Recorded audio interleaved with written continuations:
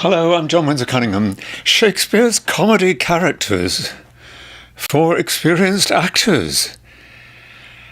Well, I'm not going to cover all of Shakespeare's comedy characters, but I'm going to cover two groups of them. Many of these characters, whether it's Lance or Bottom or Malvolio or Sir Andrew Aguecheek or Silvius or Phoebe, or dozens of others who are a bit like them, and this may seem a simple thing to say, but I'm being serious. These characters are, well, they're stupid. They're real. They're real people who are insanely stupid. Most of them are in love with somebody who can't possibly give them the love that they're looking for back, because the person they're in love with is dressed up to look like the opposite sex, but they're not. Or because the person they're in love with has been made by magic into a donkey. And the audience may feel sorry for the person who's in love, but the audience laughs because the love they're hoping for is ridiculous. And we have to find ridiculousness in ourselves in order to play these parts. So we have to ask ourselves this question. Come on. When were you last in love with a donkey? Three years ago, well, 3 years ago, I was coaching an actor. I won't say who, don't worry if you're listening. I never name people I've coached. It's one of the rules. Rather a good actor. And he was rehearsing the part of Malvolio. He hadn't had much time to prepare. And he was a bit nervous because he wasn't getting any laughs in rehearsal. And Malvolio is a character who thinks he just thinks he's cleverer than anybody else in the world. He's incredibly confident, ridiculously confident. And this actor was making him pompous, but he was making him pompous in a way that was a little bit rude. And he was making him confident. But his confidence was a little bit unkind. And being rude and unkind just isn't very funny. Being ridiculously confident might be quite funny. And so we sat down, this actor and I said to him, and we should say this to ourselves, I think, isn't it true, just as a secret, we don't have to tell anyone else this, we don't have to admit to anyone else about this, but isn't it true that one tiny corner of ourselves, one tiny corner of our brains, one little cell of the femtomillions that exist, so it's not really us, but it's there in us, one tiny thought occurs to us occasionally that we might, whether you're a film star or whether you're a beginner, you have this thought very occasionally that you might be the best actor in the world. In the world.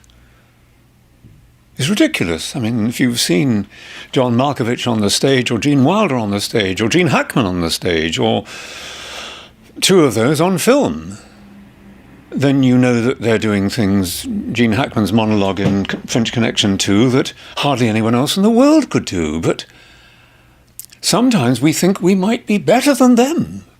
In our hearts, we might think that if given the right chance, if things went right for us, we might just be the best in the world. It's ridiculous, but we have that feeling in us. We have that wonderful, ridiculous, mad, insane arrogance. So we can play Malvolio. We can think we're the cleverest person in the world. And now moving on, now Phoebe in As You Like It. Dear Phoebe, she thinks she is the most wonderful, beautiful person in the world. At least sometimes she does. She really is confident about herself. But I was working with an actress who was playing her, and she wasn't really getting laughs. People were disliking her slightly, as though she was being unkind when she turns a young shepherd away. She's not being unkind. She thinks she's being kind to even talk to him at all. And in ourselves, we all have a moment when we look in a mirror once a year. Once every 2 years, we look in a mirror and we think, my God. Just for a split second, we think we look wonderful. We think we look better than whoever you admire the looks of. That feeling is there. It's a tiny little feeling of incredible arrogance about our appearance. It's ridiculous. Of course it's ridiculous. I look quite gormless. I look like an idiot at some of my angles. But at some of my angles, I think I don't. It's ridiculous. Why should I be thinking these things? We all think these things. Find the ridiculous arrogance about your appearance. Don't tell anyone about it. They'll think it's acting that you're doing when you're being so superior about the way you look when you're playing Phoebe. And dear Sylvius, who is in love with her, Sylvius, oh yes, Sylvius, he's mad about her.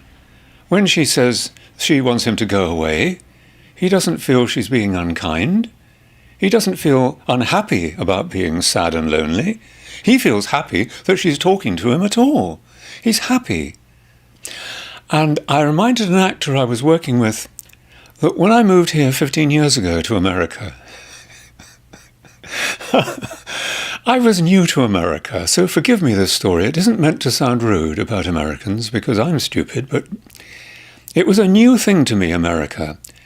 And when I moved here,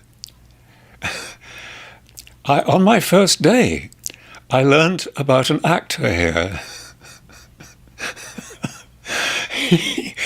Oh God, I'm sorry to laugh, but he was having a party to celebrate the fact that he had an audition. And I thought this was ridiculous. I thought it was just stupid. I mean, he didn't have a job. He hadn't had the audition yet. He was having a party to celebrate the fact that he had an audition. And I thought this was madness. But looking back on it, although I laugh, this wonderful guy, whoever he was,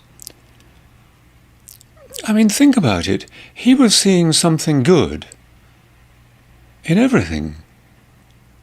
He was seeing something good in the fact that he just had an audition which might not work out.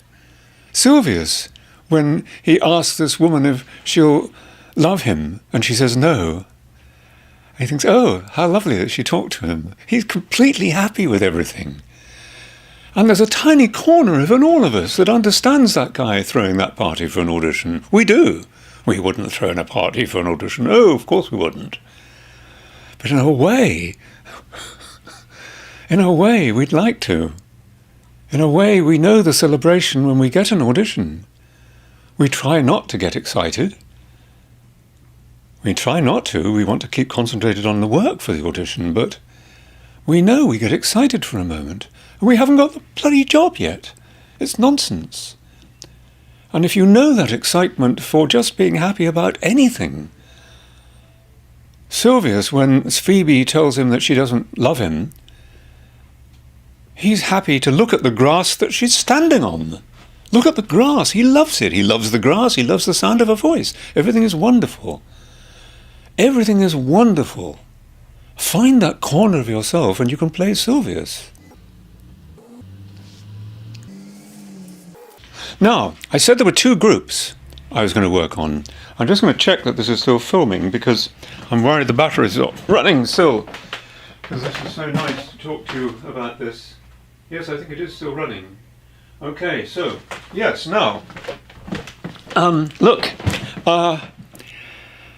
yes, the second group. Now, this is cheating a little bit, and some of you will be annoyed because you're expecting some new characters in Shakespeare who are funny in a different way. Well, it is a new group, and it's just that I love comedy. Do I love it more than drama? Slightly. Really good drama, yes, that's exciting. But really good comedy, I think I may love it more.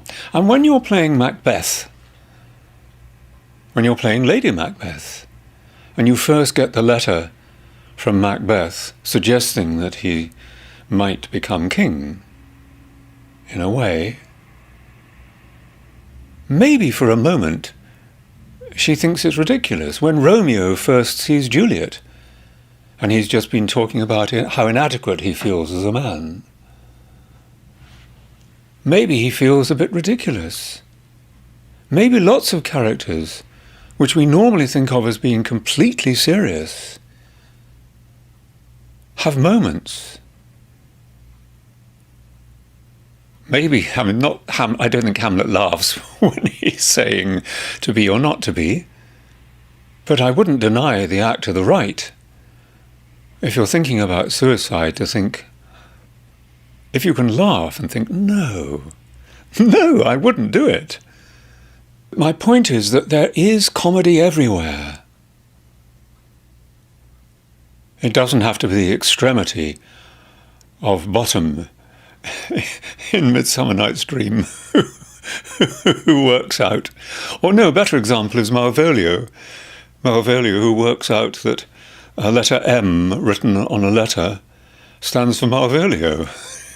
And he thinks he's Einstein discovering that M equals MC squared, or whatever it is.